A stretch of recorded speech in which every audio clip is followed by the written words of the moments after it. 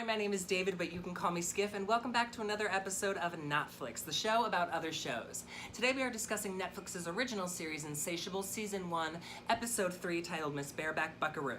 If you haven't watched the episode yet, first, go do that, because I'm warning you now, there will be spoilers. But if you have watched the episode, sit back, relax, and enjoy the show.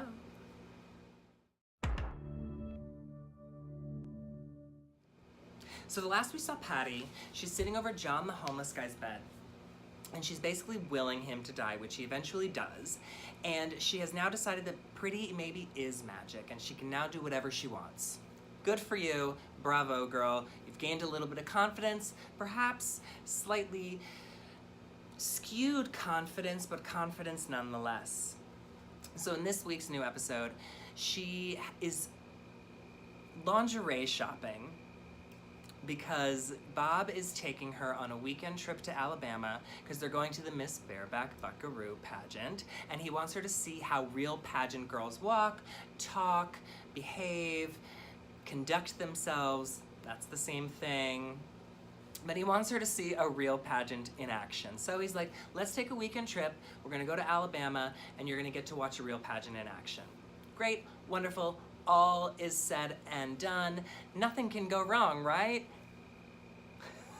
I don't know what that face was, but we all know, like, this is a setup for everything to horribly go wrong, which is fine. I like that the show is taking those ordinary and basic tropes that we expect from comedy and giving them to us without any hesitation. You know, it's sort of like we expect certain things to happen in a comedic environment, and they're not shying away from it. And I love that. So, like, obviously, something's gonna go wrong, which it does, and we will get to that eventually. But before the weekend can start, Bob is packing for the weekend trip, putting his stuff in tissue paper, which, if you didn't know, is actually a great way to keep your clothes from getting wrinkled while traveling, is to pack it in tissue paper, but we're not here to discuss packing tricks. It's just interesting that every time we're seeing Bob and Alyssa Milano, his wife, they're appearing in the closet more recently, which leads me to believe that eventually Bob's character is going to be coming out of the closet. Is he possibly gay? Is there something else going on there? Is this foreshadowing of any kind? Which, in fact, it is. It's just not what I thought it was going to be, and that is perfectly fine. Spoiling that for you, but you've already seen the episode, so who cares? Whatever. On to discuss the B storyline, because that takes about 2 seconds. Alyssa Milano is setting up for a dinner. She wants to join basically the Daughters of the Revolution, but not the Daughters of the Revolution. I can't remember which group it is, but it's something along those lines. The only reason why I say Daughters of the Revolution because it reminds me of Gilmore Girls storylines, where they were trying to join Daughters of the Revolution. I'm getting that confused in my head. Regardless, it is something like that.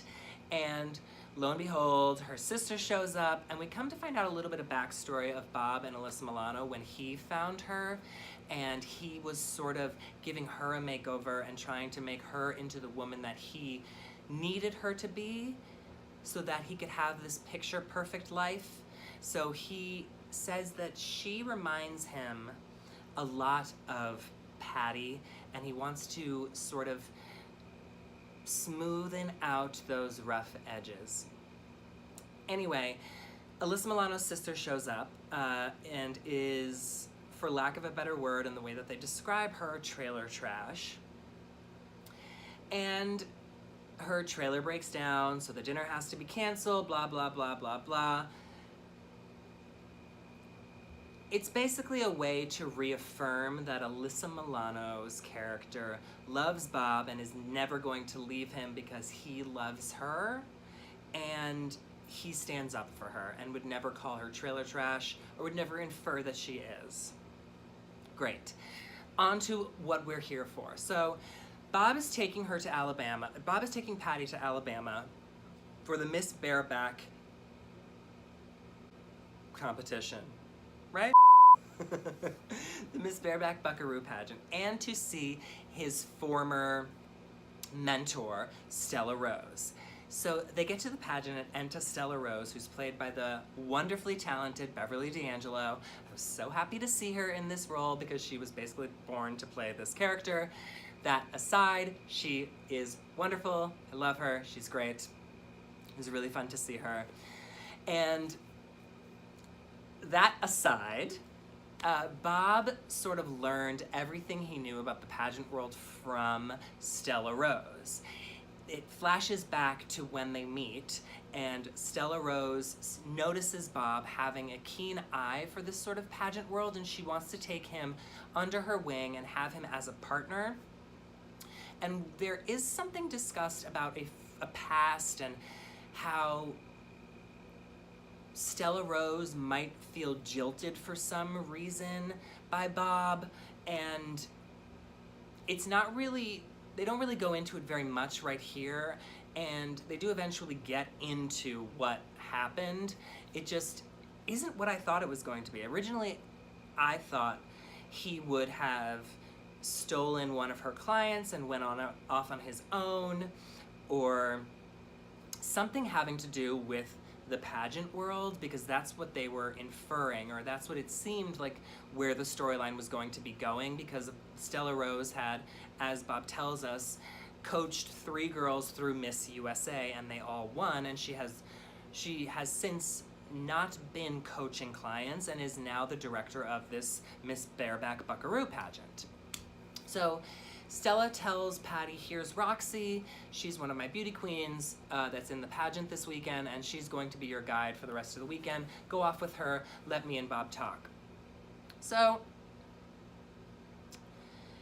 hijinks ensue, of course, and for the most part, we are spending the entire weekend on this one day, this entire episode on this one day of the pageant, where we're going back and forth with Patty wanting to be with Bob and not wanting to be with Bob, and Stella trying to steal Patty from Bob, and Bob trying to convince Patty that he's the right one for her.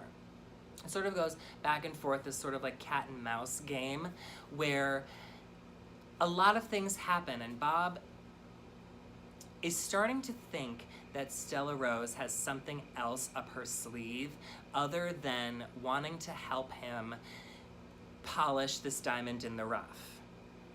And come to find out, that is exactly what is going on. She's trying to take revenge on Bob, because as we find out throughout the episode, that the relationship that Bob and Stella Rose had was more than just this pageant relationship. They were more than just partners in this coaching business. They were actually lovers as well. And Bob left their partnership, split this partnership, when he realized that Alyssa Milano was the woman for him. And Stella Rose has apparently never gotten over that, and she has made it her life's mission to get back at Bob. So she is back coaching girls, she tells him, and she didn't actually want to steal Patty. She wanted to learn from Patty. So what she wanted to do was learn all her weaknesses so that she could beat her at the pageant with her new client, Roxy. Now, the fun thing about all of this to me is not like what was actually happening in this episode, because to me, this third episode is sort of like a bridge between when Patty is still unpolished and to the next episode where we're gonna get to see either what I'm hoping is Patty being polished, or at least like the coaching process of Patty. I was hoping we'd get into that a little bit more quickly to get into these pageants, because that's what I want to see. But the fun thing for me about this episode was sort of what you imagine pageants are like behind the scenes with these coaches and these girls, where everyone's smiling and everyone has their best face forward, but there is something behind that smile where what is being said is not actually what is being said. You have to sort of like read between the lines and figure out like what people are actually saying to you, which can be very intimidating, I think, to a newcomer into this world.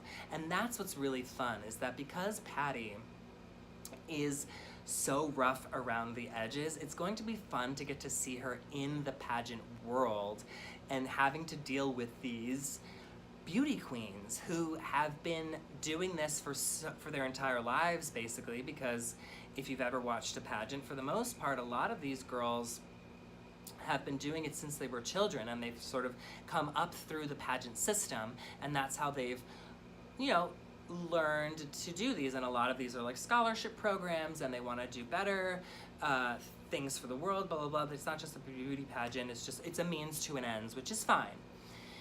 It's not for everybody, but it is a means to an ends. More power to you if you have the ability and wherewithal to go through a pageant like that, because I know that I would not, because I have a smart mouth. But much like myself, Patty is a newcomer into this world and is, I feel like, going to ruffle some feathers, and that's going to be the fun thing to watch. So Bob basically has to prove himself at the end of this episode to Patty that he is the coach for her, and that they are the same person. They're basically like a twin flame, and that he is going to be able to take her from zero to hero and coach her to be Miss USA, basically. And what he does is enter a crawfish eating contest and wins it, because that's what she says is the only way that he's going to be able to prove himself to her. Now, I don't know if I'm the only one who feels this way, but having to watch a mass eating competition that close up really made me nauseous. And I don't know why, but it's like, it really made me sick. It might have just been the fact that it's crawfish, and I find crawfish disgusting. No tea, no shade. If you love crawfish, great. I just think they're really gross looking. I've never actually eaten a crawfish because I don't actually eat seafood, but they look gross to me. And seeing people like shoving them, I don't know, it was gross. But I know these eating competitions are like that. That's why I don't watch them. But it was really fun to like see this sort of like interaction between the two of them. I think finally Patty has gotten over this crush on Bob, and she's like, okay, she's gonna start to take this seriously, this whole pageant business seriously, which is nice, and that can be set aside. Now, I think there wasn't anything else important to the plot of this episode that is really worth discussing, other than the fact that like Noni, I don't know what her name is, Nani, her best friend is in love with her. That's fine. And that's really it. I mean, Dixie admits, who is Arden Marin's daughter, from the first episode, that her mom made up the whole child molester thing, which is fun. But other than that, this episode was basically just a hijinks episode to have Bob be able to prove himself to Patty, which is fine. We needed this episode. It could have been sooner.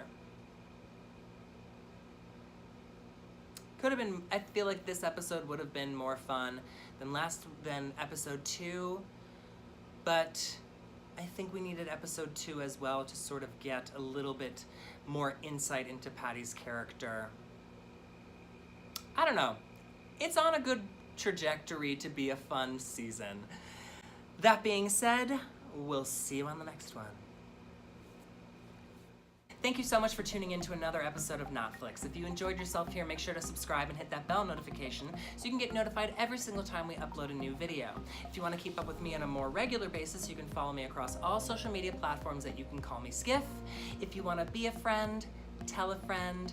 We'll see you on the next one. Bye-bye.